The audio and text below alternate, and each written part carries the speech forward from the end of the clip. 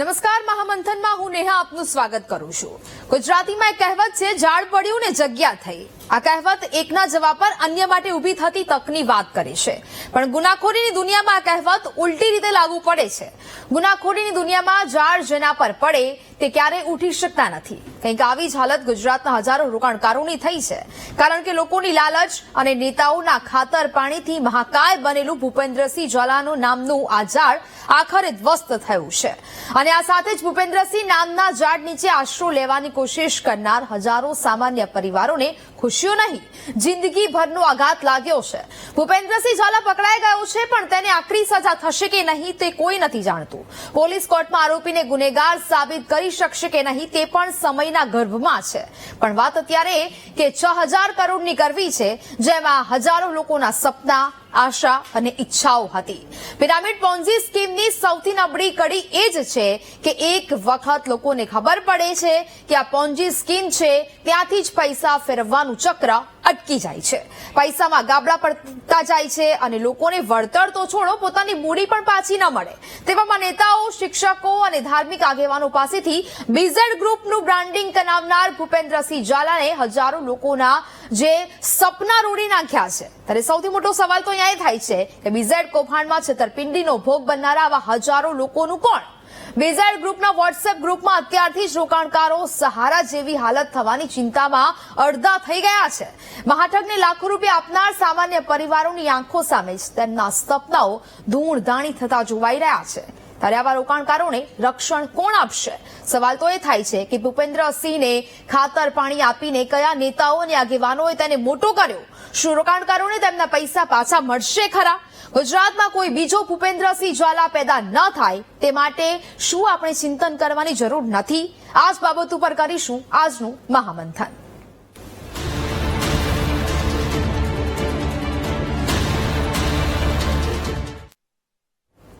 તો ગુજરાતમાં કરોડો રૂપિયાનું એક કૌભાંડ થાય છે અને રાતોરાત ખબર પડે છે કે આ તો એક કે બે લોકો સાથે નહીં, ઘણા લોકો સાથે કરોડો રૂપિયાનો ખેલ થઈ ગયો છે। કેટલાક લોકો સામેથી જાગૃત બનીને આવે છે અને ઠગાઈ થવાની ફરિયાદ પણ નોંધાવી છે। હવે શું થયું? તો 26 નવેમ્બર બીઝેન્ડો એ મહાઠગ કે જે ફરાર હતો અને અચાનક એક મહિના પછી પ્રગટ થાય છે, સામે ચાલીને આવે છે કે પછી પોલીસ દ્વારા તેની ધરપકડ કરવામાં આવે છે એ તો ખબર નથી, પણ એક મહિના પછી મળી આવે છે, એ પણ ગાંધીનગરના ભાગળમાંથી। હવે આ મહાઠગને પકડતા જ બધા આશા લગાવીને બેઠા છે કે આના વિરુદ્ધ સખ્ત કાર્યવાહી થાય। લોકોની અપેક્ષાઓ છે કે રોકાણકારોના રૂપિયા પાછા આવે। 6000 કરોડનું કૌભાંડ કે જેમાં સીઆઈડી ક્રાઇમ બ્રાન્ચ 1000 કરોડ પણ ઓન પેપર નથી બતાવી શકી, અને એનું કારણ એ છે કે બધા જ અલગ અલગ ટ્રાન્ઝેક્શન સામે આવ્યા છે। પોલીસે જે મયુર દરજીવાળા કેસમાં તપાસ કરી હતી તેમાં એ ડેટા સામે આવ્યા કે એક સ્વીપરનું કામ કરે છે, જે સફાઈ કર્મચારી છે, એના ખાતામાં પણ 20 લાખનું ટ્રાન્ઝેક્શન કરી નાખવામાં આવ્યું। કોઈનામાં 25 લાખ તો કોઈનામાં 19 લાખ। અને સૌથી મહત્વની બીજી વાત તો એ છે કે કોઈ પણ એજન્ટ છે તેની પાસે 2 ગાડીઓ તો હોય જ, અને તેની પાસે આવકનો કોઈ જ સ્ત્રોત જ ના હોય। એજન્ટોને પણ એટલું ખવડાવ્યું છે કે એ લોકો તેમના વોટ્સએપ ગ્રુપમાં બધા એજન્ટો એક થવાની વાતો કરી રહ્યા છે, અને હજી એજન્ટો રોકાણકારોને ડરાવે અને ધમકાવે છે। હજી તો ઘણા લોકો એવા હશે કે જેમણે આ બીઝેડમાં રોકાણ કર્યું છે અને સમાજના ડરને કારણે તેઓ ફરિયાદ પણ નથી કરી શકતા। હવે વાત તો એ છે કે જો આ મહાઠગે રોકાણકારોના પૈસા બિટકોઇનમાં નાખ્યા તો એ પૈસા ક્યાં ગયા?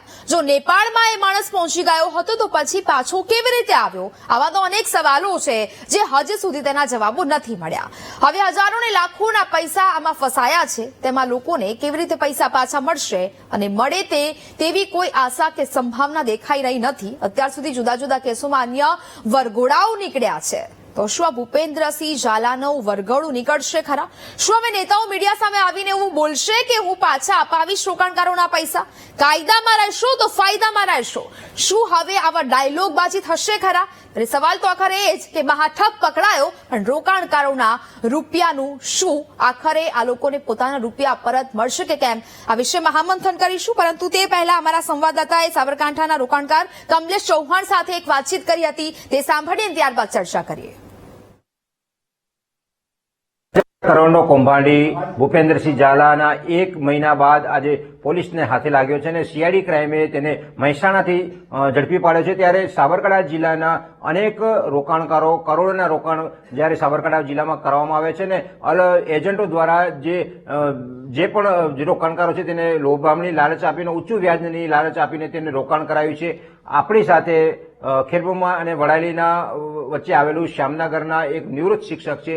તેને 3 લાખથી 2 લાખનું જેટલું રોકાણ કરાવ્યું છે અને રોકાણ કર્યા બાદ તેમને જે એજન્ટો છે તે ભૂગર્ભમાં ઉતરી ગયા છે અને તેમને પૈસા આપવાની પણ ના પડી રહ્યા છે. તો બીજી તરફ તેને ધાક ધમકી પણ આપી રહ્યા છે તેવું પણ સામે આવ્યું છે. આપણે તેની સાથે સીધો સંપર્ક કરીશું. નિવૃત્ત શિક્ષક છે અને કમલેશભાઈ ચૌહાણ છે જે એના નિવાસસ્થાને વીટીવી પહોંચી છે અને તેની સાથે સીધી જ વાત કરીશું. શું કહેશો સાહેબ, તમે રોકાણ કર્યું છે, આ લોકોએ તમને કેવી રીતે સંપર્કમાં આવ્યા અને કઈ રીતે તમે રોકાણ કરવામાં આવ્યું હતું? હું સાહેબ, મારું નામ ચૌહાણ કમલેશભાઈ મણીલાલ છે અને ધામણમાં પ્રાથમિક શાળા તાલુકો દાંતા બનાસકાંઠામાં નોકરી કરતો હતો.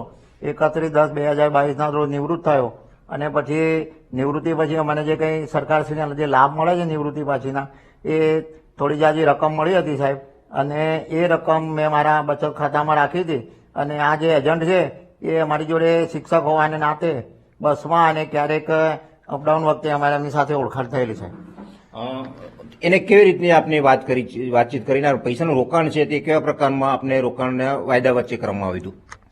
એમને સાહેબ એમ કીધું કે તમે નિવૃત્તિ પછી તમને જે કંઈ તમારી બચત પૈસા મળ્યા છે સરકાર તરફથી જે ભંડોળ મળે છે તમને 1/3 ને ગ્રેચ્યુટી ને એ જે રોકાણ છે એ તમે જે બેંક અને પોસ્ટમાં રોકશો તો ત્યાં તમને વ્યાજ દર એટલું બધું મળતું નથી, પણ અમારી જે સ્કીમ ચાલે છે બીજર ગ્રુપની એની અંદર તમે રોકાણ કરશો તો 2 વર્ષે ડબલ થશે અને ₹1,00,000નું 3% જેટલું ઊંચું વ્યાજ દર મળે છે. તો અમારી આ સ્કીમમાં તમે રોકાણ કરો એવી સાહેબ એમને મારી સાથે વાત કરેલી. આજે ત્યારબાદ આપે કોઈ રજૂઆત કોઈ જગ્યાએ કરવામાં આવી અને આ જે એજન્ટો છે તે કોણ એજન્ટો હતા?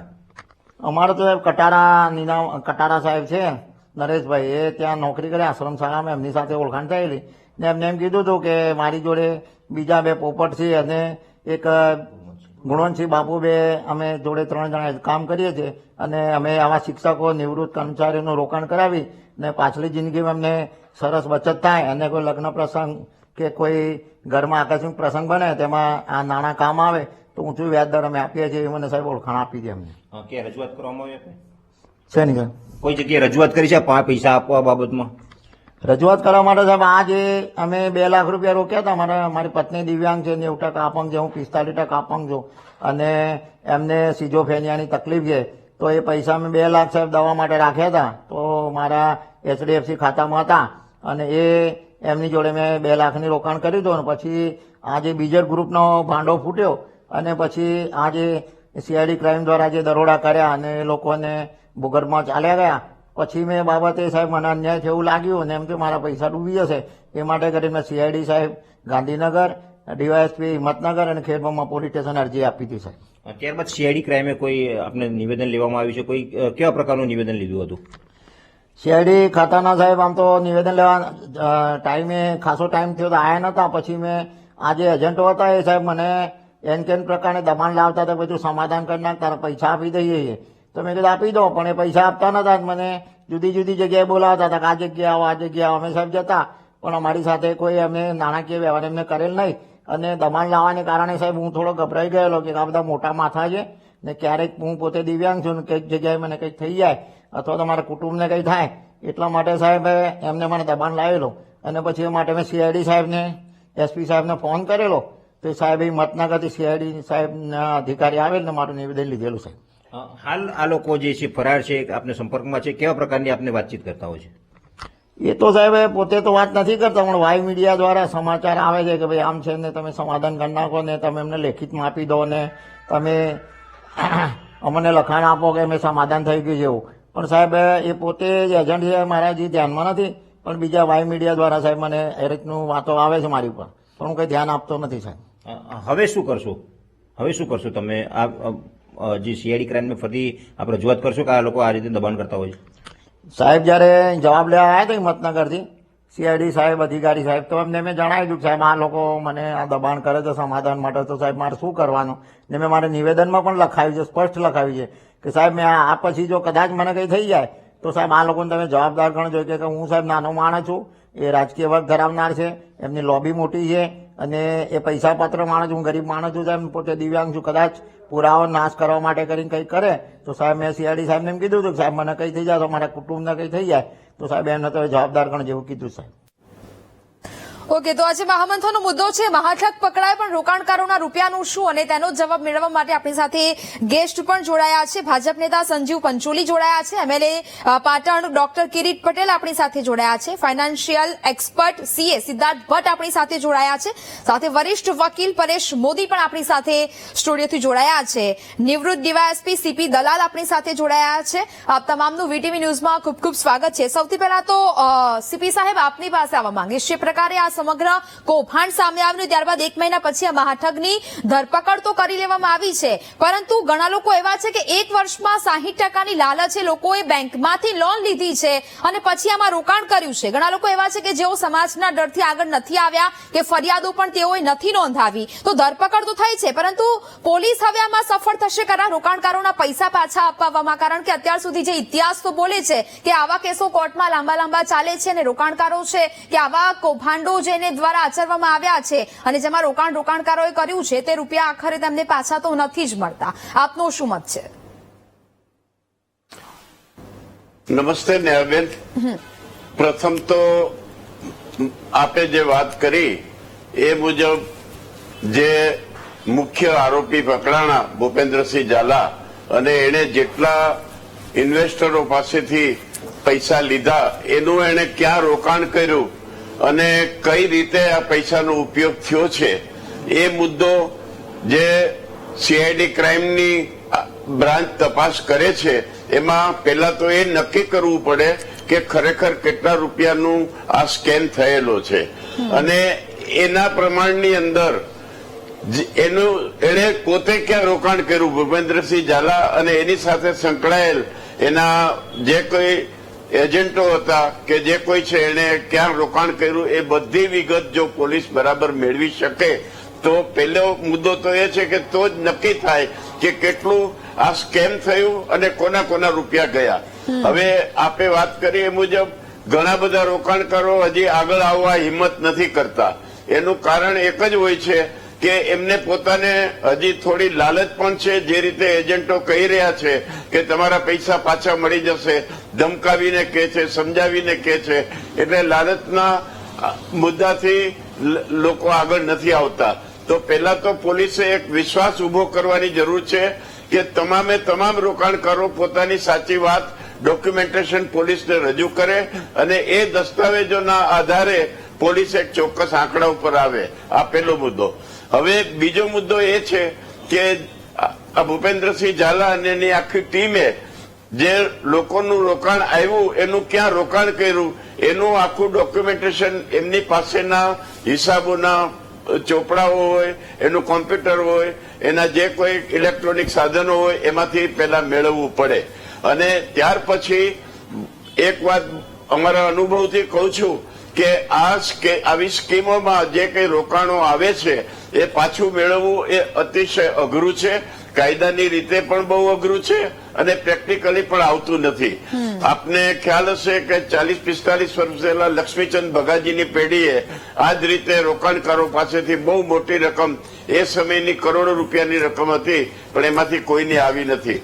તાજેતરમાં જુઓ તો સહારા ગ્રુપના સુબ્રતો રોય અને એમણે જે સહારા ગ્રુપે મોટું સ્કેમ કર્યું એમાંથી એમની પોતાની મિલકત જે એસ્ટાબ્લિશ થાય, ધારો કે આ BZ ગ્રુપ ભૂપેન્દ્ર ઝાલાનું ગ્રુપમાંથી એના નામની જે કોઈ મિલકતોનું રોકાણ થયું હોય એ સીઝ કરવા માટે પોલીસ પ્રયત્ન કરી શકે અને અત્યારની અમુક કાયદાકીય જોગવાઈના આધારે એ મિલકત સીઝ થાય અને એનું ઓક્શન થાય ત્યાર પછી પોલીસ એ રોકાણકારોને કંઈક પણ વળતર પાછું આપી શકે. એ સિવાય આ રોકાણ મેળવવું, પાછું મેળવવું અને રોકાણકારોને પૈસા પાછા મળે એ બહુ અઘરી વસ્તુ છે અને એને માટે ખૂબ જ વ્યવસ્થિત રીતે પોલીસની ઇન્વેસ્ટિગેશન થવું જોઈએ અને જો ડીપલી જાય તો જ આ વાત થાય ને એનું જે અત્યારે સીઆઈડી ક્રાઇમ રાજ્ય કક્ષાએ આખી આ ટીમ એસઆઈપીની નિમણૂક થઈ છે અને પ્રયત્ન કરે છે. જો આ સઘન પ્રયત્ન થાય તો થોડી ઘણી રકમ આવે, બાકી પ્રેક્ટિકલી આ પાછું મેળવવું ઘણું અઘરું છે. સાવ અશક્ય નથી, પણ નક્કી કરવું અને કેવી રીતે મેળવવું એનું રોકાણ, કાયદાની મુદ્દાઓ એમાં ઘણા બધા સંકળાયેલા છે. એ બધા મુદ્દાને ધ્યાનમાં રાખી અને આ બાબતને સમજવાની જરૂર છે.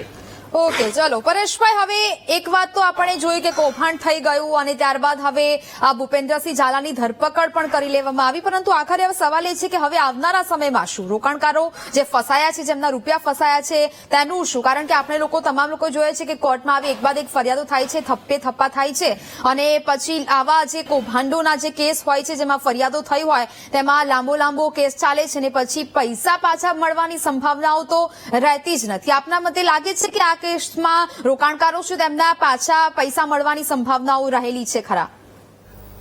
જો હવે આપણે કાયદાની વાત કરીએ તો જ્યાં સુધી તપાસ પૂરી ન થાય ત્યાં સુધી અને જ્યાં સુધી રિકવરી ન થાય ત્યાં સુધી કોઈ પણ રૂપિયા કોઈને પાછા મળવાના નથી. હવે રૂપિયા એમને પાછા મળે કે જેને ફરિયાદ કરી હોય, કાં તો જેને એઝ એ વિટનેસ કે એઝ એ વિક્ટીમ પુરાવા આપ્યા હોય, ફરિયાદમાં સાથ આપ્યો હોય, પોલીસને આગળ નિવેદન આપ્યા હોય. પરંતુ જ્યાં સુધી હું જાણું છું ત્યાં સુધી બહુ ઓછા લોકો છે કે જે આવી ફરિયાદમાં સામે આવ્યા છે. હવે જો તમે પોલીસને સહકાર નહીં આપો અને તમે ફરિયાદમાં કોઈ પુરાવા નહીં આપો, ફરિયાદ દાખલ જ નહીં કરો અને તમારા કેટલા રૂપિયા ગયા છે એ ક્લેમ જ નહીં કરો, તો સપોઝ એવા રૂપિયાની રિકવરી થઈ પણ ગઈ તો એ રૂપિયા તમે પાછા ક્યાંથી મળવાના છે? કારણ કે આ ઇટ્સ અ પ્રોસિજર, આ કાયદાનો એક પ્રોસિજરનો ભાગ છે. જેણે પુરાવા આપ્યા હોય, જેને સાથ આપ્યો હોય, જેના રૂપિયા ગયા હોય એ પાકું થતું હોય, એવા લોકો જ ક્લેમ કરી શકે. અને આવા રૂપિયા પણ ક્યારે ક્લેમ થાય કે જયારે તપાસ પૂરી થાય, ચાર્જશીટ ફાઇલ થાય, ચાર્જશીટ ફાઇલ થાય પછી નામદાર કોર્ટમાં એની અરજી કરવી પડે અને નામદાર કોર્ટને યોગ્ય લાગે, પોલીસનો અભિપ્રાય પોઝિટિવ આવે, ત્યારે જે તે રોકાણ કરવાના રૂપિયા પાછા મળે. પણ એના માટે સૌથી વધારે જરૂરી છે કે રોકાણ કરે એના માટે ફરિયાદ નોંધાવવી પડે. આ કેસમાં તમે જોયું છે આટલા બધા કૌભાંડો જોયા, પણ આ કેસમાં હજી તો કોઈ એટલા સબળ લોકો કોઈ સામે આવ્યા નથી. બધાના ખાલી સ્ટેટમેન્ટો છે, પણ ઓન રેકોર્ડ લગભગ બહુ જ ઓછા લોકો છે. એટલે આવા કેસમાં તો રૂપિયા પાછા રિકવર થશે, પણ માંગનાર જ નહીં હોય તો તમે આપશો કોને? ઓકે, એટલે કે સિદ્ધાર્થભાઈ, હજી પણ લોકોમાં ક્યાંક ને ક્યાંક એવી આશા છે કે જે આ મહાઠગ છે, મહાકૌભાંડી છે, તે જેલની બહાર આવશે અને અમારા પૈસા છે તે પરત આપશે. હજી પણ ક્યાંક ને ક્યાંક લોકોમાં એવી લાલચ છે તે છુપાયેલી જોવા મળી રહી છે. હવે સવાલ અહીંયા એ થાય છે કે જે લોકો હજી પણ સામે નથી આવ્યા, જે લોકો ફરિયાદો નથી કરતા, એક તો સમાજનો ડર હોય, કાં તો પછી આ જે એજન્ટો છે, આ મહાઠગે જે આખી ગેંગ બનાવી છે તેના એજન્ટો છે તે એમને ડરાવી ધમકાવી રહ્યા હોય, એક કારણ એ બી હોઈ શકે. અને બીજું કારણ એ કે સમાજના ડરને કારણે અથવા તો લાલચને કારણે તેઓ સામે આવતા જ નથી. આપની વાત સાચી છે કે આ બે કારણો હોઈ શકે કે કરદાતાઓ તો આપણે નહીં કહી શકીએ, પણ જે લોકોને રોકાણ કર્યું છે તો એ લોકોને ડરાવતા પણ હોઈ શકે, અથવા તો એવી આશા અમર છે કે અમારા ડૂબેલા પૈસા પાછા આવશે. હવે આને પરિસ્થિતિને આપણે ભૂતકાળમાં લઈ જઈએ તો ગીતામાં ચોખ્ખું લખ્યું છે કે ધર્મ અને અધર્મની ભેદરેખા પારખવી પડે. એટલે કે આ જે અધર્મનો પૈસો છે એ અધર્મમાં જાય. દરેક પાપનું મૂળ લોભ છે. એટલે જે લોકોએ રોકાણ કર્યું છે તો એ વાત તો નક્કી છે ગમે તે કારણસર લોભમાં આવીને રોકાણ કર્યું, કારણ કે બેંકમાં ઓછું વ્યાજ મળે એની કરતા એકા ડબલ આમાં થાય. એટલે પોન્ઝી સ્કીમના મૂળિયા પશ્ચિમના દેશોમાંથી આવે છે. 1920માં ચાર્લ્સ પોન્ઝી હતો, એને આવું તરકટ રચ્યું હતું અને ત્યારથી આ પોન્ઝી સ્કીમ લોકો સમક્ષ આવી. હવે આ જે ઇન્વેસ્ટમેન્ટ સ્કેમ છે અથવા તો સ્કેન્ડલ આપણે કહી શકીએ, અને આમાં મોડસ ઓપરેન્ડન્સી એ હોય છે કે એકના પૈસા લીધા પછી બીજાના પૈસા આવે, પછી ત્રીજાના પૈસા આવે, એટલે બીજા નંબરે જે મૂડી રોકાણ કર્યું હોય એ પહેલા નંબરને આપવાના ઊંચા વ્યાજ સાથે, એટલે પહેલો નંબર ખુશ. જે મલ્ટી લેવલ માર્કેટિંગની સ્કીમ હોય તો એ આ પ્રકારે ચાલતી હોય છે. એટલે શરૂઆતમાં આપણને જે પહેલા 100 લોકો એમને લાગે કે નાણાંનો વરસાદ થઈ ગયો, પણ જેમ એનો પ્રવાહ ઘટતો જાય અને જે છેલ્લો નંબર વાળો હોય એ થનથન ગોપાલ થઈ જાય. એટલે આ પ્રકારની જે મલ્ટી લેવલ માર્કેટિંગની સ્કીમ છે તો દરેકે આ મુદ્દે જાગૃત રહેવું જોઈએ. હવે આ બંધ કઈ રીતે થાય પોન્ઝી સ્કીમ? કે જેમ કીધું એમ છેલ્લો રોકાણકાર પછી કોઈ નવું આવે નહીં, એટલે એની પિરામિડ સિસ્ટમ ખોરવાઈ જાય ત્યારે નાણાંનો પ્રવાહ બંધ થાય અને પૈસા ડૂબવાનું શરૂ થાય. કોણ હોય આમાં? તો પ્રોમોટર હોય જે ભેજાબાજ હોય, પછી એજન્ટો હોય અને ઓપરેટર હોય. જેમ શેર બજારમાં ઓપરેટર શેર ચલાવતા હોય ને, એવી રીતે ઓપરેટર હોય જેમનું કામ જ આ હોય કે લોકોને જોડેથી પૈસા લેવાના, પૈસા ફેરવવાના. હવે આમાં પૈસા કોના હોય? તો બે લોકોના પૈસા હોય કે જે લોકો લોભમાં આવીને એમની મરણ મૂડી આપી હોય, જે પીડિતો આપણે જોઈ રહ્યા છે, અને બીજા એવા હોય જેમની પાસે ઓલરેડી 2 નંબરના પૈસા હોય, અને 2 નંબરના પૈસા એટલે લોભિયાનો ધન ધોતારો ખાય, એટલે એ લોકો ફરિયાદ કરવા આવે નહીં. જો ફરિયાદ કરવા આવે તો પ્રશ્ન છે કે ભાઈ તમારી જોડેથી આ રૂપિયા ક્યાંથી આવ્યા? એટલે ભાઈ તેરી બી ચૂપ મેરી બી ચૂપ. હવે આમાં પૈસા પાછા આવશે કે કેમ? તો જે અગાઉના વક્તાએ કીધું એમની 100% વાત સાચી છે કે જેમ બિહારમાં પેલું ઘાસચારા કૌભાંડ થયું હતું ને, એટલે ચારો ઢોર ખાઈ ગયા, એવી રીતે આ પૈસા ખવાઈ ગયા. એટલે કેટલા પાછા આવશે, કેટલા નીકાળી શકશું, એ યક્ષ પ્રશ્ન થાય. પરંતુ કાયદાને દ્રષ્ટિકોણથી વાત કરીએ તો security and exchange board of India SEBI છે, એ હંમેશા જનહિતમાં કહેતું હોય છે કે આવી પોન્ઝી સ્કીમ ઇનલીગલ સ્કીમો હોય છે, એમાં રોકાણ કરવું નહીં. સાથે સાથે આરબીઆઈ પણ અવારનવાર એના જાહેરાત કરતી રહેતી હોય છે. એટલે આપણને તકલીફ હોય તો આરબીઆઈ ને પણ કહી શકાય કે આ વ્યક્તિ કે આ કંપની આવી રીતે પૈસા ઉઘરાવી શકે છે.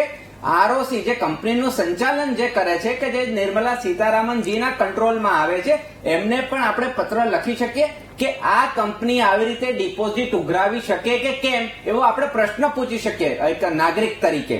તો એનો પણ આપણને જવાબ 100% મળે. બીજું ઇકોનોમિક ઓફેન્સ વિંગ છે, એમાં પણ આપણે જાણ કરી શકીએ. તમે ટેલિફોનથી જાણ કરી શકો, પત્રથી જાણ કરી શકો કે ઈમેલના માધ્યમથી જાણ કરી શકો. કારણ કે અધિકારીઓને કે જે ઓથોરિટી છે એને જાણ કરવી પડે, એના વગર એમને આ કદાચ ખ્યાલ ના આવે. સાથે સાથે એઝ અ કન્ઝ્યુમર તરીકે આપણી જોડે જે છેતરપિંડી થઈ છે, તો કન્ઝ્યુમર કોર્ટમાં પણ આપણે જઈ શકીએ, 420 નો કેસ પણ કરી શકીએ આઈપીસીમાં. અને હવે તો એના કાયદાનું સ્વરૂપ બદલાયું છે. ચીટ ફંડ નું એક્ટ છે, એ એક્ટ અંતર્ગત આ ગુનો કહેવાય. જે નોન બેન્કિંગ ફાઇનાન્સ કંપની હોય તો એ આવી રીતે ડિપોઝિટ ઉઘરાવી ન શકે, નાણાં ધીરી શકે, પરંતુ પબ્લિક જોડેથી એની જોડે લાયસન્સ હોય તો ઉઘરાવી શકે. આ બીઝેડ જોડે કદાચ લાયસન્સ નહોતું, એના લીધે આ બધું ભાંડો ફૂટ્યો છે. મની સર્ક્યુલેશન એટલે કે જે પૈસા ફેરવવાનો ધંધો છે, આની પેલા વ્યાજખોરોનો જે તકલીફો થઈ હતી, તો ક્યાંક ને ક્યાંક એનું એક બીજું આપણે સ્વરૂપ કહી શકાય, જે ઇનલીગલ એક્ટિવિટી છે. એટલે મની સર્ક્યુલેશન આવી રીતે કાયદાની નજરમાં પ્રતિબંધિત છે. અને કંપની એક્ટ પણ આ પ્રકારની ડિપોઝિટ લેવાની પાબંદી ફરમાવે છે. આ બધું કાયદાની પરિભાષાઓમાં વાત થઈ.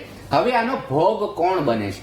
તો આનો ભોગ વ્યક્તિગત હોય, રોકાણકાર હોય, રોકાણકારના લીધે એનો પરિવાર ભોગ બને છે, એ પરિવારના લીધે આખો સમાજ ભોગ બને છે. અને બેન્કિંગ સિસ્ટમ ઉપર ઇનડાયરેક્ટ રીતે પ્રશ્નાર્થ સર્જાય છે. કારણ કે સામાન્ય માણસને તો એને એમ જ હોય કે આ એનબીએફસી છે કે એક નાના પ્રકારની કોઓપરેટિવ બેંક હોય કે બેંક હોય, અને એ આવી રીતે લૂંટમ લૂંટ કરે, એટલે એક લીલા સાથે સૂકા સાથે લીલું બળે એના જેવો ઘાટ થાય. એટલે આ મુદ્દે આપણે સચેત રહેવું પડે. હવે પૈસા પાછા આવશે કે નહીં, મૂળ મુદ્દાની વાત. તો જો આ કંપની આઈબીસીમાં એટલે કે ઇન્સોલ્વન્સી એન્ડ રેગ્યુલેશન એક્ટમાં આઈબીસીમાં જતું રહે, કે જે ફડચામાં ગયેલી કંપની હોય ને, તો એની પાછી વિધિ લાંબી થાય, ટેસ્ટ મેચ જેવી હોય. એટલે જો આઈબીસી કોડમાં એપ્લાય કરી દે તો જેટલા એ પ્રોમોટર જોડે કે એની સંપત્તિ હોય, અથવા તો કંપની જોડે જેટલી સંપત્તિ હોય, એ અધિકારીઓ કે કોર્ટ ટાંચમાં લે અને એ પ્રમાણે એની સપ્રમાણ વહેંચણી થાય. એટલે કે સીધી અને સરળ સમજૂતી આપે કે આપણે માની લઈએ કે પેલા 500,000 કરોડનું ઉઠમણું કર્યું અને 1,000 લોકો આમાં પૈસા લેવા માંગતા હોય, જે લોકોએ રોકાણ કર્યું હોય, તો એમને સપ્રમાણ પ્રોપોર્શનેટ અલોકેશન થાય. હવે એ કેટલું થશે? કારણ કે આ બધા એવા મોડસ ઓપરેન્ડન્સી કરતા હોય કે એને જો 6,000 કરોડનું ઉઠમણું કર્યું હોય તો એ 6,000 કરોડ એક જગ્યાએ ના રોક્યા હોય, કોક ક્રિપ્ટોકરન્સીમાં રોક્યા હોય, થોડા ઘણા શેર બજારમાં રોક્યા હોય, થોડા ઘણા જમીનોમાં રોક્યા હોય, થોડા ઘણા ફોરેનમાં રોક્યા હોય, એને વ્યક્તિગત માલ મિલકતો લીધી હોય, તો ગાડી એને મર્સિડીઝ એના નામે ના લીધી હોય, એના સગાવાલાના નામે લીધી હોય. પ્રોપર્ટીમાં રોકાણ કર્યું હોય તો એના નામે ના લીધું હોય, એના સગાવાલાના નામે લીધું હોય. એટલે પોલીસ માટે કે ઈડી માટે કે સીઆઈડી માટે કે સીબીઆઈ માટે આ બધા તાંતણા ગોતવા એ અઘરો વિષય, પેચીદો પ્રશ્ન નીકળે, કારણ કે ફોરેન્સિક ઓડિટ ને એ બધું કરાવવું પડે. સાથે સાથે આપણે પીઆઈએલ પણ કરી શકીએ કે પબ્લિક ઇન્ટરેસ્ટ લિટિગેશન, જનહિતમાં. તો કોર્ટ પણ નિષ્ણાંત તૈયાર છે, તો નામદાર કોર્ટ પણ આમાં સુઓ મોટો લઈ શકે. અને આના માટે બચવા માટે બેન એક જ રસ્તો છે, ડ્યુ ડિલિજન્સ, જાગૃતતા, નાણાકીય સાક્ષરતા.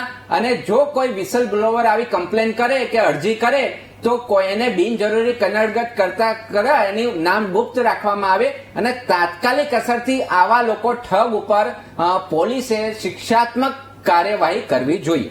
ઓકે, ચલો હવે કિરીટભાઈ, હવે આ મહાઠગની ધરપકડ તો કરી લેવામાં આવી છે, પરંતુ આ ઠગને જેલમાં સુવિધાઓ નહીં મળે તેની ગેરંટી રહેલી છે ખરા? કારણ કે આટલા બધા રાજકીય વગોતે ધરાવે છે. અનેક વિડીયો પણ આપણે જય શાહ સાથે આ મહાઠગ ભૂપેન્દ્રસિંહ ઝાલાના વિડીયો છે તે જોઈ ચૂક્યા છીએ. તો આને રૂખી સુખી રોટી તો જેલમાં બેઠા બેઠા આ લોકો ખાવા નહીં દે, ત્યાં પણ તેને સુખની સુવિધાઓ તો મળી જ રહેવાની છે. બહુ સાચી વાત છે નેહા. આવા એક બનાવ નહીં, અત્યાર સુધી આદર્શ ક્રેડિટ સોસાયટી હોય, પલ્સ હોય, સહારા હોય, આવા ઘણા બધા ગરીબ અને મધ્યમ વર્ગના લોકોના પૈસા એ લોકો છેતરાયા છે. અને આ પહેલો બનાવ નથી. એટલે મારો પહેલો પ્રશ્ન રાજ્યના ગૃહમંત્રીને છે કે અમે કોઈ ચમરબંધીને છોડતા નથી. મારે ગૃહમંત્રીને કહેવું છે કે છેલ્લા 4-5 વર્ષથી આ લોકો સાથે છેતરપિંડી ચાલતી હતી. તમે જાણો છો આરબીઆઈ ના રૂલ્સ છે, એમના વકીલ સાહેબે કહ્યું. સેબીના રૂલ્સ છે કે ભાઈ આટલા ટકાથી વધુ તમે કોઈને રિફંડ ના આપી શકો. બેંકો ઉપર પણ રિસ્ટ્રિક્શન છે. વારંવાર રાજ્ય સરકારને, આઈબીને અને પોલીસને આવા પરિપત્રો રિઝર્વ બેંક તરફથી આપવામાં આવે છે. તો કમરબંધીને નહીં છોડવા વાળા રાજ્યના ગૃહમંત્રી ક્યાં શું ગયા હતા? રાજ્યની આઈટી ક્યાં શું ગઈ હતી? સીઆઈડી ક્રાઇમ ક્યાં શું ગયું હતું? રાજ્યની એલસીબી કે એસઓજી? તમને કોઈ વ્યક્તિ, સામાન્ય વ્યક્તિ કઈ ગુનો કરતો હોય તો તમે એને પકડી લો છો અને તમે એમ કહો છો કે અમારી પાસે બધું આઈબી છે, અમારી પાસે અમે કોઈ ચમરબંધીને છોડવાના નથી. 1 મહિના સુધી આ મહાઠગ ગાંધીનગરમાં રહ્યો, એની આજુબાજુમાં રહ્યો, કેમ ના પકડી શક્યા? એટલે ત્યાં સૌથી પહેલી બાબત કે આ ભાઈને કઈ થવાનું નથી, એટલા માટે કે ભારતીય જનતા પાર્ટીના એના ઉપર આશીર્વાદ છે. અને એનો ઉત્તમ પુરાવો અમારી હેમચંદ્રાચાર્ય ઉત્તર ગુજરાત યુનિવર્સિટીની અંદર જે આ એક કાર્યક્રમ થયો, એમાં એબીવીપીના હેડ LS ભુતડિયા પ્રોફેસર એની સાથે બેઠેલા છે. અમને જે પ્રમાણે માહિતી મળી, પેપરની અંદર પણ આવ્યું કે ડીસાની કોલેજની અંદર એ આ બધા ભાગીદાર છે. અને અમને જોડે રહી અને ઘણા બધા અધ્યાપકોના કે શિક્ષકોના અને એબીવીપીની શરમો અને દાદાગીરીથી ઘણા બધાનું રોકાણ કરાવ્યું છે. એટલે કઈ થવાનું નથી. જે આ માત્ર ગરીબ અને મધ્યમ લોકોએ જેને રોકાણ કર્યું છે એમને રોવાનો વારો આવે છે. જો સરકારની માનસિક રાહ સ્પષ્ટ હોય તો નેહા, વીટીવીના માધ્યમથી હું રાજ્યના ગૃહમંત્રીને, ચમરબંધીને નહીં છોડવા વાળા ગૃહમંત્રીને કહેવા માંગુ છું કે તમે કાલે જ એક એપ્લિકેશન બનાવો ઓનલાઈન અને એ એપ્લિકેશનની અંદર અથવા એક ટોલ ફ્રી નંબર જાહેર કરો કે લોકો આટલા બધા જે લોકો આની સાથે છેતરાયા છે એમને માત્ર 2 કે 3 લીટીની અંદર એપ્લિકેશનમાં એમની નામ, એમનું સરનામું, કેટલા રૂપિયા છે એ ઓનલાઈન કરો. કેમ કે પોલીસ તો ફરિયાદ લેવાની જ નહીં. એમના પેલા ભાઈએ વાત કરી કે ઘણા લોકોએ ફરિયાદો આપેલી છે, પણ એમના આકાઓના, ભારતીય જનતા પાર્ટીના નેતાઓના આશીર્વાદ હોય, ધારાસભ્યોના આશીર્વાદ હોય અને આવા એબીવીપી વાળા જે શિક્ષણની વાતો કરે છે અને લોકો સાથે છેતરપિંડી કરે છે એવા લોકોના આશીર્વાદ હોય, કોલેજોની અંદર ભાગીદાર હોય, તો સામાન્ય વ્યક્તિ એ ફરિયાદ કરવા જાય એની ફરિયાદ થવાની નથી અને કોઈ પુરાવા મળવાના નથી. પોલીસ પણ આ ભાઈને કોઈ સજા પણ નેહા હું કહું છું થવાની નથી. કેમ નથી થવાની? કે સજા ક્યારે થાય? એનું સાચું ઇન્વેસ્ટિગેશન થાય, પોલીસ સાચું ઇન્વેસ્ટિગેશન કરે, ચાર્જશીટ કરે, ચાર્જશીટની અંદર તમામ પુરાવા રજૂ કરે અને ચાર્જશીટના આધારે કેસ ચાલવાનો અને કેસ ચાલશે તો એને સજા થવાની. ચાર્જશીટની અંદર એમના આકાઓના કહેવાથી, ભારતીય જનતા પાર્ટીના નેતાઓના કહેવાથી અથવા આવા એબીવીપી વાળા જેવા જે લોકો સાથે છેતરપિંડી કરી રહ્યા છે માત્ર એબીવીપી ના નામે, એવા લોકોના આશીર્વાદથી પોલીસ કઈ કરવાની નહીં. અને એનું ઉત્તમ ઉદાહરણ તમે અમારી હેમચંદ્રાચાર્યમાં જોયું છે. દારૂ વેચાય, પકડાય તો કઈ નહીં કરવાનું, અમે એનું આંદોલન કરીએ તો અમારા ઉપર કેસ કરવાના. એટલે સરકારની માનસિકતા જો સુધી સ્પષ્ટ ના હોય ત્યાં સુધી નેહા કઈ થવાનું નથી. એટલે જો સરકારે સ્પષ્ટ રીતે, સરકારને ખબર હતી કે આઈબી આટલા વર્ષથી આઈબી સરકારની કે અમે રો આપેલી સરકારની છે, કેન્દ્ર સરકારની ઘણી બધી ગુપ્ત એજન્સીઓ છે, સીઆઈડી ક્રાઇમ છે, આઈબી છે. તો આઈબીમાં કોંગ્રેસનો કોઈ ધારાસભ્ય બહાર કોઈ કામ કરવા જાય તો એને પકડી લેવાનો. એ તમારી આઈબી સતત, અને આ કરોડો રૂપિયા જોડે 6,000 કરોડ રૂપિયાનું મધ્યમ અને ગરીબ વર્ગના લોકો સાથે છેતરપિંડી થાય છે. તો તમારી પોલીસની આઈબી ક્યાં સુઈ જઈ હતી એ જનતાએ પૂછવાનો વિચાર છે. એટલે જો સુધી મેં વિધાનસભાની અંદર કહ્યું હતું ને કે જયારે પાસાનો પ્રિવેન્શન ઓફ એન્ટી સોશિયલ એક્ટિવિટીનો કાયદો લાવ્યા તો મેં કહ્યું હતું કે આ લોકો સાથે, જે લોકો સાથે છેતરપિંડી કરે છે એવા લોકોનો પાસાની અંદર સમાવેશ કરો. કેમ કરતા નથી તમે? એટલા માટે કે જે બધા હોય તો ભારતીય જનતા પાર્ટી સાથે સંકળાયેલા હોય, એબીવીપી ની અંદર ફંડ આપી દે, પોલીસની અંદર ફંડ આપી દે, કોઈ કાર્યક્રમોની અંદર ફંડ આપી દે, રાજકીય નેતાઓને, ભારતીય જનતા પાર્ટીના ધારાસભ્યોને ફંડ આપી દે, એટલે છૂટું થઈ જવાનું. અને જનતાએ સૌથી પહેલા તો જાગવાની જરૂર છે. જનતા જ્યાં સુધી નહીં જાગે ત્યાં સુધી કઈ થવાનું નથી. એટલે મેં કહ્યું એમ, જો સરકારની માનસિકતા સ્પષ્ટ હોય અને સરકાર એવું ઈચ્છતી હોય કે આનું દૂધનું દૂધ અને પાણીનું પાણી થઈને રહે, તો સરકારે કાલે જ એક ટોલ ફ્રી નંબર જાહેર કરી દેવો જોઈએ કે માત્ર આ નંબર ઉપર તમારી વિગત આપો અથવા આ નંબર ઉપર તમે મિસ કોલ કરો કે ફોન કરો, અમે અમારી ઓફિસથી તમને ફોન આવશે અને અમે બધી માહિતી લઈ જઈશું. તો જ પરિણામ મળવાનું, બાકી કઈ થવાનું નથી. લોકો જે રીતે અત્યારે સહારા ઉઠી ગઈ, આદર્શ ક્રેડિટ સોસાયટી ઉઠી ગઈ અને એમના માલિકોની કરોડો રૂપિયાની લોન સરકારે માફ કરી દીધી, એમ આમનું જ થવાનું છે. છેલ્લે રોવાનો વારો એ લોકોનો આવવાનો છે. એટલે ફરીથી કહું છું કે વિધાનસભાની અંદર અને મીડિયાની અંદર વાતો કરવા વાળા અમે કોઈ ચમરબંધીને છોડવાના નથી. એવા ગૃહમંત્રીને વિનંતી કે કરોડો લાખો રૂપિયા ગરીબ માણસોના ફસાયા છે. તમે તમારી બહાદુરી આ લોકોને બચાવવા માટે અને લોકોના નાણાં પરત લાવવા માટે બતાવો. ઓકે, ચલો સંજયભાઈ, હવે એક વાત એ સામે આવી હતી કે જે પણ આ પૈસા છે તેનું બિટકોઇનમાં રોકાણ કરવામાં આવ્યું છે. એટલે સીધી વાત એ છે કે જો ગુજરાત સરકાર ચાહે તો એવું પણ કરી શકે, બિટકોઇનને આપણે આમ પણ કન્સિડર કરી જ લીધા છે, તો પછી બિટકોઇન વેચાવડાઓ, કેમ કે અત્યારે સરસતાના ભાવ પણ મળી રહ્યા છે. અત્યારે આપણે જોઈએ તો રૂપિયો ઓલ ટાઈમ લો છે અને ડોલર કંઈક 85 રૂપિયાની આસપાસ છે, તે જોવા મળી રહ્યું છે. એટલે કે બહુ મોટો તફાવત છે. જો આ બિટકોઇન છે તે વેચાવડાવે અને ત્યારબાદ પૈસા પાછા લાવે તો એવું ગુજરાત સરકાર ક્યાંક આમાં કરી શકે ખરા? કારણ કે બિટકોઇનની પણ એક પ્રકારે જે વાત સામે આવી હતી તેને કારણે જો રોકાણકારોને પૈસા પોતાના પાછા મળતા હોય તો પછી સારી વાત કહેવાય. નેહાબેન, જે રીતે મારા મિત્ર ધારાસભ્ય જે ઉચ્ચારણો કરી રહ્યા હતા, એક તો થોડીક પાયાવી હોવાના છે, પરંતુ તમે પણ જે વાત કરી રહ્યા છો બિટકોઇન વાળી, હવે મૂળ વિષય એવો છે કે અત્યાર સુધી ભારતીય જનતા પાર્ટીની વિરુદ્ધમાં લોકો કહેતા હતા કે ભાઈ આ માણસ પકડાશે નહીં, આ ક્યારેય નહીં થાય. હવે જયારે પકડાયો છે તો એ ભારતીય જનતા પાર્ટીનું પ્રેશર પર, પોલીસ પર પણ પ્રેશર, અને એના કારણે આજે ભૂપેન્દ્રસિંહ પકડાયો છે. અને અમે તો એવું કહીએ છીએ કે જો એને ભારતીય જનતા પાર્ટીની ટોપી વાળો ફોટો એ વાત બરાબર છે, પણ એ એવા કોઈ સક્રિય હોદ્દા પર નથી. નો ડાઉટ એને ક્યારેક કોઈ ઇલેક્શનમાં ભારતીય જનતા પાર્ટીને ફંડ આપ્યું હશે અથવા તો એબીપીમાં ફંડ આપ્યું હશે, એ વાત જે હશે એ સામે જ છે. પરંતુ મૂળ વિષય એવો છે કે હવે આ બધા તજજ્ઞોએ પોતાનો અભિપ્રાય આપ્યો છે અને આ દેશમાં સરકારથી ઉપર છે ને એક તંત્ર છે જે ન્યાયતંત્ર છે. તો ન્યાયતંત્રને આધીન હવે આ ભાઈ પકડાયા છે, એણે પોતે 400 કરોડની કબૂલાત કરી છે, બહાર 6000 કરોડની વાત છે. હવે આજ સુધી તો 400 કરોડનો દાવો કરનારા લોકો પણ નથી આવે કે અમે રોક્યું છે. એટલે હવે વાત એ છે કે ભાઈ પોલીસને પણ તપાસ કરવી પડશે અને તમારા માધ્યમ થકી જે દર્શક મિત્રો જોઈ રહ્યા છે તો એમણે પણ આવા ધુતારાઓથી સાવચેત રહેવું જોઈએ. આપણામાં કહેવત છે કે ભાઈ લોભીઓ હોય ત્યાં દુતારા ભૂખે ના મરે, એનો આ ત્રાદશ્ય નમૂનો છે.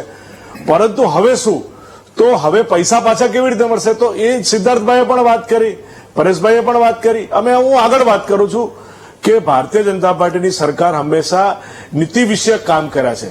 નીતિ, નિયતિ અને નેતૃત્વ એ ભારતીય જનતા પાર્ટીનો મંત્ર છે. અને જે ભાઈ મારા હર્ષભાઈને જે વાત કરી રહ્યા હતા ને, તો એમને જરા એમના ગીરોબાનમાં ઝાંકીને જુએ કે ભૂતકાળમાં કોંગ્રેસની સરકારે શું કર્યું હતું.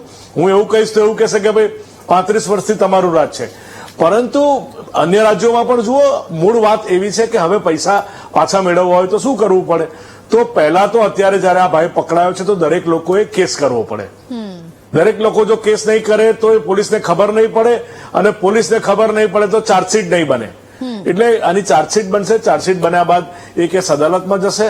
અને જે કાયદો છે, કાનૂન છે, સર્વત્ર ન્યાયતંત્ર સર્વશ્રેષ્ઠ છે આપણા દેશનું. આ બંધારણની હંમેશા જયારે ભારતીય જનતા પાર્ટી એના અપડેશનની વાતો કરતી હોય છે ત્યારે આ લોકોને નથી વિધાનસભામાં બેસવું કે નથી લોકસભામાં બેસવું, એમણે માત્ર હંગામો કરવો છે અને અહીંયા ટીવી પર ડાઈ વાતો કરવી છે. એટલે હું જે પણ મિત્રોના પૈસા ગયા છે આ સમાજમાંથી, જે ભાઈ હમણાં વાત કરી કે મેં 2 લાખ રૂપિયા રોક્યા છે, તો આ તો એક જ કેસ છે આપણી પાસે, 2 લાખ રૂપિયા રોક્યા. હું તો એવું કહું છું કે અનેક કેસો તમે તો રોજ એક તમે પણ છે ને એક નાની નીચે એક ચેનલમાં એક નીચે એક પટ્ટી ચલાવો કે ભાઈ તમારે તાત્કાલિક આ જે લોકોના રૂપિયા ગયા હોય ને તો પોલીસ તંત્ર પર એની એપ્લિકેશન કરે. ભારતીય જનતા પાર્ટી પણ અમે અમારા રીતે કરી જ રહ્યા છે. જો એ ન કર્યું હોત તો આજે આ પકડાયો ન હોત. એટલે અમારી પણ ઈચ્છા છે કે વધુ ને વધુ લોકો આમાં અરજી કરે, જેના રૂપિયા ગયા હોય એ બેરોકઝોક સામે આવી અને આ દુતારા સામે પોતાની ફરિયાદ નોંધાવે, એફઆઈઆર કરે, પોલીસ મોટી ચાર્જશીટ બનાવે અને દરેકના રૂપિયા પાછા મળે. તમે કહ્યું બિટકોઇનની વાત ખૂબ સરસ છે, પરંતુ એ ભારતીય જનતા પાર્ટીના હાથમાં નથી. ન્યાયતંત્ર એની જે પણ મિલકત હશે એ સીઝ કરશે, એના જે પણ એકાઉન્ટ હશે એ સીઝ કરશે અને તમામ રોકાણકારોના રૂપિયા પાછા અપાવશે. ઓકે સંજીવભાઈ, પરંતુ એક વાત એ તમને અહીંયા નથી લાગતી કે અત્યાર સુધી આ મહાઠગ, મહાકૌભાંડી છે તે ગાંધીનગરમાં છુપાયેલો હતો અને આપણે ક્યાંક ને ક્યાંક પોલીસ દ્વારા કે સૂત્રો દ્વારા એવી માહિતી અત્યાર સુધી સાંભળતા આવ્યા છે કે નેપાળની બોર્ડર પાર કરી લીધી છે, કે મધ્યપ્રદેશ છે ને આમ ને તેમ ને એવી બધી વાતો ચર્ચાઓ થઈને આ ભાગેડું છે તે નેપાળ બોર્ડરથી ક્યાંક ગાંધીનગરમાંથી ઝડપાયો છે, તે એક શંકાના દાયરામાં ઘેરાતું હોય, આ સમગ્ર રહસ્યમય બાબત હોય તેવું આપને નથી લાગતું? કારણ કે અત્યાર સુધી 1 મહિના સુધી આ મહાઠગ તે ફરાર રહ્યો અને પછી અચાનક જ તે ગાંધીનગરમાંથી જ પકડાય છે, તો પછી એ પોલીસે જે ધરપકડ કરી અને એ પોલીસ તંત્ર છે તે નિષ્ફળ ના નીવડ્યું કહેવાય કે ગાંધીનગરમાં જે આરોપી છુપાયેલો હતો અને એ લોકો 1 મહિના સુધી તેને ન શોધી શક્યા? નહીં, આરોપી ખૂબ હોશિયાર છે. એ કોઈ એવું ઇન્સ્ટ્રુમેન્ટ નથી વાપરતો કે જેના આધારે પકડાયો હોય. હવે અત્યારે પણ જે પકડાયો છે એ આપણે પોલીસ તંત્ર છે એને અભિનંદન આપવા જોઈએ. અને હું ઓબ્વિયસલી હંમેશા કહેતો હોઉં છું કે દેવ અને દાનવ, ચોર અને પોલીસ, ઘણીવાર ચોર હોશિયાર હોય છે ને ત્યારે જ ગુના બનતા હોય છે. ઓકે ચાલો સીપી સાહેબ, હવે બીજી વાત એ પણ સામે આવી છે કે અત્યારે એક વાત તો એ તો સ્પષ્ટ જ છે કે લોકો સામે ચાલીને આવીને ફરિયાદ નહીં કરે તો એ પણ ખુલાસો નહીં થાય કે કેટલા લોકોએ રોકાણ કર્યું હતું ને કેટલા લાખો કે કરોડો રૂપિયાનું રોકાણ ને કે ફુલેકું છે ત્યાંને વાળી દીધું છે આ મહાઠગે. પરંતુ હજી લોકો કયા ડરથી બહાર નથી આવતા? સમાજના ડરે કે પછી એજન્ટો રોકાણકારોને ધમકાવી રહ્યા છે કે પછી આવા લોકોને હજી પણ એવી લાલચ છે કે હજી પણ અમારા પૈસા છે તે પાછા અમને મળી જશે? નેહાબેન, મેં પેલા કહ્યું એ રીતે અને કિરીટભાઈએ વાત કરી એ રીતે ખરેખર લોકોએ જાગૃત થઈને આવવાની જરૂર છે. અને કિરીટભાઈએ જે ગૃહમંત્રીને અપીલ કરી કે તમે કાલે એવી કોઈ સિસ્ટમ બહાર પાડો કે એક કોલ કરે અને જેના પૈસા જેટલા ગયા છે એ પૂરેપૂરી વિગત આપે, પછી તો ઇન્વેસ્ટિગેશન ટીમનું કામ છે કે એ વ્યક્તિનો સંપર્ક કરે અને એ વ્યક્તિને પૂછે કે ભાઈ તમારા પૈસા બાબતમાં તમારી પાસે શું આધાર છે, કઈ રીતે છે. ભલે એના મનમાંથી ડર કાઢવાની જે જવાબદારી છે એ સરકારની છે અને ઇન્વેસ્ટિગેટિંગ એજન્સીની છે. બાકી વાતો કરવાથી આ કંઈ બનવાનું નથી, બધા જાણે છે. સિદ્ધાર્થભાઈએ જે વાત કરી ફાઇનાન્શિયલ એક્સપર્ટ તરીકે, એ વાત બિલકુલ સાચી છે કે ભૂતકાળની અંદર મેં દાખલો આપ્યો લક્ષ્મીચંદ ભગાજી, જે 50 વર્ષ પહેલાનો બનાવ હતો, અત્યારનો જુઓ તો સહારાનો. આમાં પૈસા પાછા આવવાની શક્યતા બહુ જ ઓછી હોય છે. પણ મેઇન વાત એ છે કે લોકોએ આવી લાલચમાં પણ નહીં આવવું જોઈએ અને સરકારની અને આરબીઆઈની ગાઈડલાઈન મુજબ બેંકોની જે કઈ સ્કીમ છે એ મુજબ પોતાનું વ્યવસ્થિત રોકાણ થાય તો જ આમાંથી બચી શકાય અને એના માટે જાગૃતિની જરૂર છે. બાકી પોલિટિકલ એંગલથી બધા જો જોવા જઈએ, કોંગ્રેસ આ મુદ્દાથી જોવે કે ભાજપ આ મુદ્દાથી જોવે, એનો કોઈ મતલબ નથી. મારું એક જ કહેવાનું છે કે હજી સરકારે વિશ્વાસ ઉભો કરવો પડે, કારણ કે સત્તામાં એ છે અને સત્તાધારી પક્ષના જવાબદાર નેતાઓ અને કામ કરનાર પોલીસ અધિકારીઓએ આ વિશ્વાસ ઉભો કરે તો આમાં ઘણું થઈ શકે. કેટલું થશે એ તો સમય કહી શકે. બાકી કાયદાની પ્રક્રિયા જ એટલી ગૂંચવાયેલી છે કે એમાં કંઈ પણ રિઝલ્ટ મેળવવું એ બહુ અઘરી વાત છે. ઓકે પરેશભાઈ, હવે સવાલ તો અહીંયા એ છે કે રાજકીય વગ ધરાવતો આ માણસ છે, મહાઠગ છે, કે જેની મિત્રતા જય શાહ જોડે હોય અને તેના અનેક વિડીયો છે તે વાયરલ પણ થયા હોય. હવે એટલે આ માણસ પાવરફુલ તો હોવો જોઈએ. બીજી વાત તો એ છે કે હજુ લોકોને આશા છે કે ભૂપેન્દ્રસિંહ ઝાલા બહાર આવશે, લોકોના પૈસા છે તે પાછા આવશે. એટલી હદે હજી પણ લોકોમાં લાલચ છે કે તેઓ હજી પણ એવી આશા અને અપેક્ષાઓ રાખી રહ્યા છે કે જો અમે ફરિયાદ નહીં કરીએ, અને એજન્ટો પણ તેમને ક્યાંક ને ક્યાંક એવી ધમકી આપી રહ્યા છે કે જો તમે ફરિયાદ કરો છો તો તમારા પૈસા જે પાછા આવવાની અપેક્ષાઓ છે તે પણ ખૂબ ઓછી થઈ જશે. જો ભૂપેન્દ્રસિંહ ઝાલા બહાર આવે છે તો તમને તમારા પૈસા નહીં મળે, એવી પણ ક્યાંક ફરિયાદો થયા હોવાની જે અમારી પાસે સમાચાર છે તે આવ્યા છે. પરંતુ એમના પૈસાથી જ ભૂપેન્દ્રસિંહ ઝાલા અત્યાર સુધી આટલા મોટા જલસાઓ કર્યા છે, અત્યાર સુધી ફરાર હતો તે બધા જલસા કર્યા છે 1 મહિના સુધી, અને એજન્ટોને એટલા જ જલસાઓ કરાવડાવ્યા છે. એ આ રોકાણકારોને હજી પણ ખ્યાલ નથી આવતો. હજી પણ લાલચની લાહેમાં લોકો હજી પણ એટલા જ ડૂબી રહ્યા છે. જો આપણે કોઈ પણ સ્કેમની બેઝમાં જઈએ તો રૂપિયાનું કલેક્શન થાય. હવે રૂપિયાનું કલેક્શન આઈધર રોકડામાં થાય યા તો બેંકમાં થાય. હવે મારે ત્યાં એક ચોખવટ કરવી જરૂરી બની છે, કારણ કે હમણાં આગળ ડિસ્કસ થઈ ગયું. આપણી આ તપાસ સીઆઈડી ક્રાઇમ પોતે કરી રહી છે, એની સાથે આપણું સાયબર ક્રાઇમ ડિપાર્ટમેન્ટ અને ઇકોનોમિક ઓફેન્સ વિંગના એક ડીવાયએસપી સાહેબ છે એ એની તપાસ કરી રહ્યા છે. હવે આ તપાસમાં જો રોકડા હોય તો લાખો કરોડની હેરફેર કરીને રોકડામાં એ આજે 3 લાખથી વધારે કેશ રાખવાનો નિયમ છે, એટલે એ તરત પકડાઈ જાય. તમે ફ્લાઇટમાં ગાડીમાં ક્યાંય જાઓ તો 2-5 કરોડમાં રોજ પકડાતા હોય છે. એટલે હું નથી માનતો કે એમાં રોકડાની હેરફેર થઈ હોય. હવે જેમાં સૌથી મોટી આશા છે, લોકો જે બિટકોઇનની વાત કરે છે, લોકો જો ક્રિપ્ટોની વાત કરે છે, એ લોકોને એ ખબર છે નહીં, સામાન્ય પબ્લિકને ખબર છે નહીં, લોકો ફક્ત વાતો કરે છે. પણ જ્યારે તમે બિટકોઇન અને ક્રિપ્ટોની વાત કરો ત્યારે તમારી પાસે બેંક એકાઉન્ટ ને વોલેટ હોવું બહુ જરૂરી છે. અને જો બેંક એકાઉન્ટ અને વોલેટ પકડાઈ ગયું તો એમાં થયેલા તમામ ટ્રાન્ઝેક્શન 1 સેકન્ડમાં તમે ક્લિક કરો એટલે બહાર આવી જાય છે.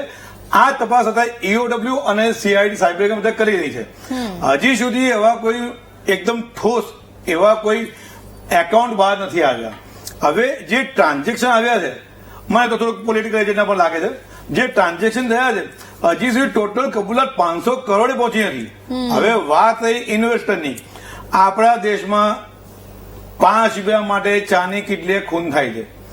જે ગરીબ વર્ગ છે, મધ્યમ વર્ગ છે, નો ડાઉટ એણે સફર કર્યું છે, એ મૂર્ખ બન્યો છે, એ સંબંધોમાં ખેંચાયો છે, એણે એ જય શાહ જોડે કે બીજા કોઈ પણ મોટા માથા જોડે એ ફોટા જોઈને લોકો આકર્ષાયા છે કે ભાઈ આટલો મોટો માણસ છે. પણ આ તો એક પબ્લિસિટી સ્ટન્ટ હોય છે. જય શાહને ખબર નથી હોતી કે આમાં મારી જો વિડીયોનો આવો કંઈક દુરુપયોગ કરશે, પણ લોકો એઝ્યુમ કરતા હોય છે કે ભાઈ આ ઓળખે છે તો આ રિલાયબલ હશે. એ આધારે નાનો માણસ લારી ચલાવતો હોય, શિક્ષક હોય, વિદ્યાર્થી હોય, ટ્યુશન કરતો હોય કે વિદ્યાર્થીના મા બાપ હોય, એ બધા લોકોએ રૂપિયામાં નાખ્યા.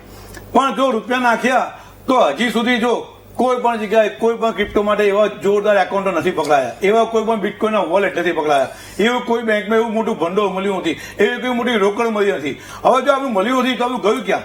કેશ અથવા તો બેંક, બે સિવાય કોઈ રસ્તો છે જ નહીં. તો એવું તો હજી હાથમાં આવ્યું નથી. સામે આપણે કહીએ કે 6,000 કરોડનું કૌભાંડ છે, પણ સામે એવા ફરિયાદી પણ સામે નથી આવતા. અને નો ડાઉટ લોકો ડરે, પણ લોકો એટલી હદે નથી ડરતા. જે દેશમાં 5 પેની ચા માટે ચાની કેટલી ખૂન થતું હોય ને, એ દેશમાં કદાચ 5-10% લોકો ડરે 2-5 લાખ માટે, પણ જેના પૂરી મજૂરીના રૂપિયા ગયા છે ને એ તો શોધતો ફરે અને પોલીસ કરતા એ પહેલા શોધી ગયા ને ત્યાં ખૂન કરી નાખે. એટલે ફરિયાદી સામે ના આવે ને, આ બહુ મોટો યશ પ્રશ્ન છે. અને જયારે સાયબર ક્રાઇમ, EOW, CID એ પોતે આ બધી તપાસ કરી રહ્યું છે અને એવું કઈ ઠોસ 500 કરોડનો આંકડો હજી વટાયો નથી.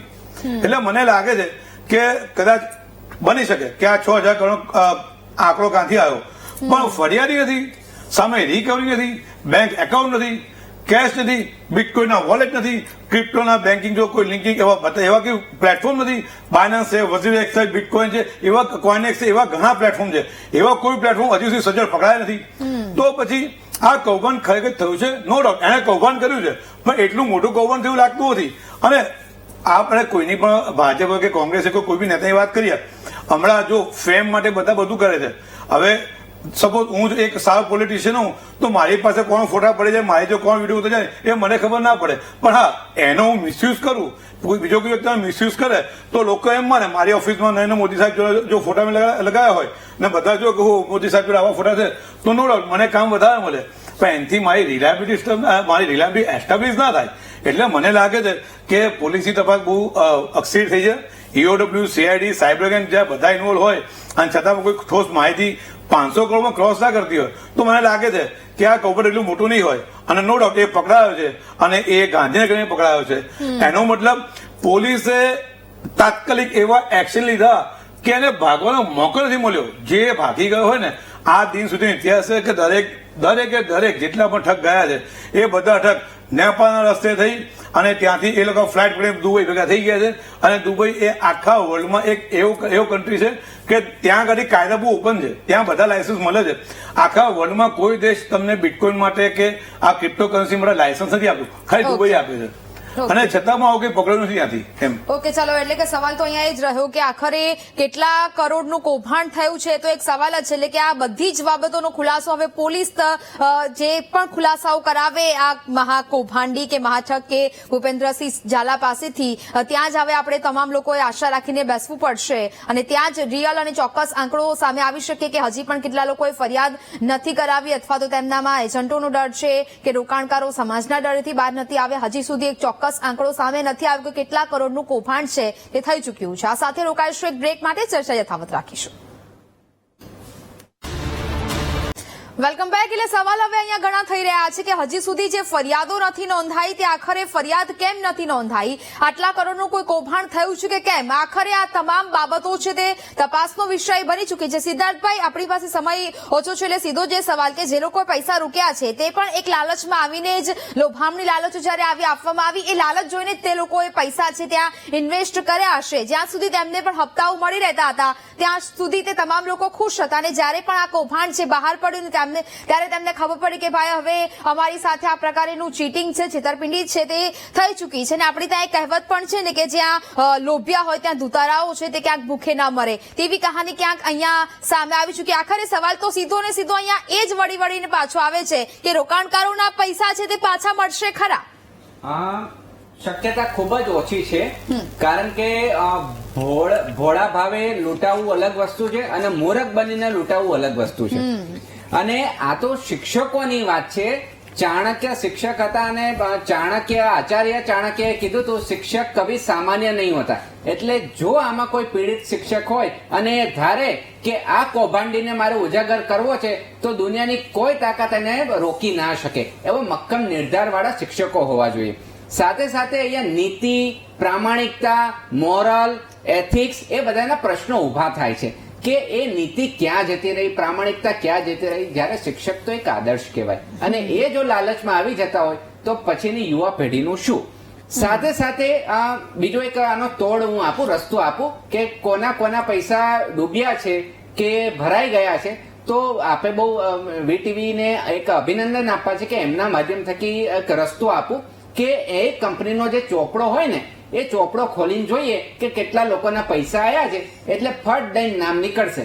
પરંતુ આપણે ઊંધો કાન પકડી જાય કરતા હું સીધો રસ્તો આપું છું ને કે એમના ઓડિટ થતા હોય, ઓડિટેડ બેલેન્સ શીટ જોઈ લેવાની, એટલે એમાંથી બધી માહિતી મળી જશે જે તે વિભાગ તપાસ કરતા અધિકારીઓને કે કોના પૈસા છે, કેટલા રૂપિયા રોક્યા છે, ક્યાં રોક્યા છે, ત્યાંથી માહિતી મળે. એટલે ઘણીવાર એવો ભ્રમ ઉભો કરવામાં આવે છે કે કેટલા રોકાણકારો છે, તો એનો ચોપડો જોવો તો ફટ દઈને આન્સર મળે. સાથે ક્રિપ્ટોકરન્સીની વાત કરવામાં આવી તો ભારતમાં ક્રિપ્ટોકરન્સી ઇલીગલ પણ નથી અને લીગલ પણ નથી, નરવો કુંજરવા છે. એટલે ક્રિપ્ટોકરન્સી, ડિજિટલ કરન્સી એ ડેટા માઇનિંગ નો હોય અને એ પૈસો તો ક્યાંય ને ક્યાંય પરદેશમાં પહોંચી ગયો હોય એટલે એ પાછો કાઢવો એટલે નાકે દમ આવી જાય એવું છે. અને ક્યાંક ને ક્યાંક આ બધી પરિસ્થિતિ જોતા આપણા દેશમાં અને ગુજરાતમાં સરદાર પટેલની એક કમી મહેસૂસ થતી હોય એવું લાગે છે.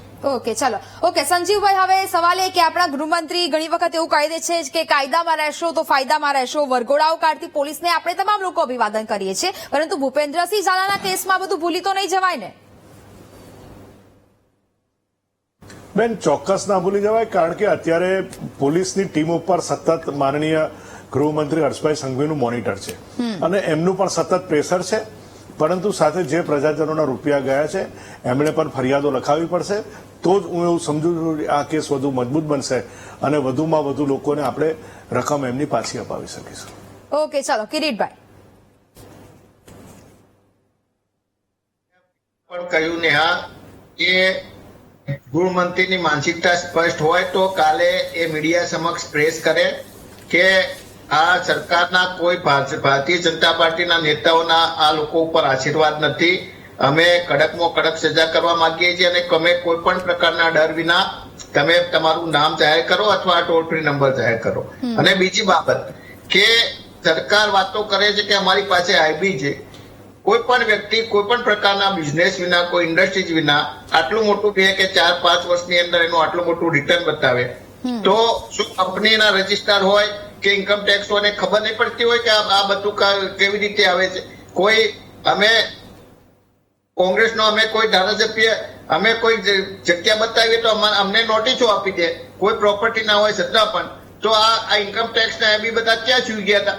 એટલે જ્યાં સુધી સરકારની માનસિકતા સ્પષ્ટ ન હોય નેહા, અને જે ભાજપના પ્રવક્તાએ કહ્યું કે અમે તૈયાર છીએ, તો તમે કાલે જઈ અને ગૃહમંત્રીને સમાચાર આપો કે તમે આ રીતે જો તમે સાચા હોય તો તમે કાલે ગાંધીનગરની અંદર પ્રેસ બોલાવો અને તમામ મીડિયાઓને કહો કે મારું આ નિવેદન છે અને અમારે જય સાથે કે બાકી કોઈ જનતા પાર્ટીના સાથે કોઈ લેવા દેવા નથી, અમે એને કોઈ ચમરબંધીને છોડવાના નથી. તમે ફરિયાદ આપો તો લોકો ડર વિના ફરિયાદ આપશે. ઓકે ચાલો ઓકે સંજીવભાઈ, ડોક્ટર કિરીટ પટેલ, સિદ્ધાર્થ ભટ્ટ, પરેશભાઈ અને સીપી સાહેબ, આપ તમામ લોકો અમારી સાથે જોડાયા, ચર્ચામાં ભાગ લીધો તે બદલ આપનો ખૂબ ખૂબ આભાર. એટલે કે હવે આશા રાખીએ કે પોલીસ આ તમામ કેસમાં નિષ્પક્ષ રહીને તપાસ કરે અને ગૃહમંત્રી જે વાત કરે છે કે કાયદામાં રહેશો તો ફાયદામાં રહેશો, વરઘોડાઓ જ્યારે પોલીસ દ્વારા કાઢવામાં આવે છે તેમને અભિવાદન આપવામાં આવે છે, તો ભૂપેન્દ્રસિંહ ઝાલાના કેસમાં ક્યાંક ને ક્યાંક આ વાતો છે તે ન ભૂલાઈ જાય. મહામંથનમાં હાલ બસ આટલું. રજા આપશો. નમસ્કાર.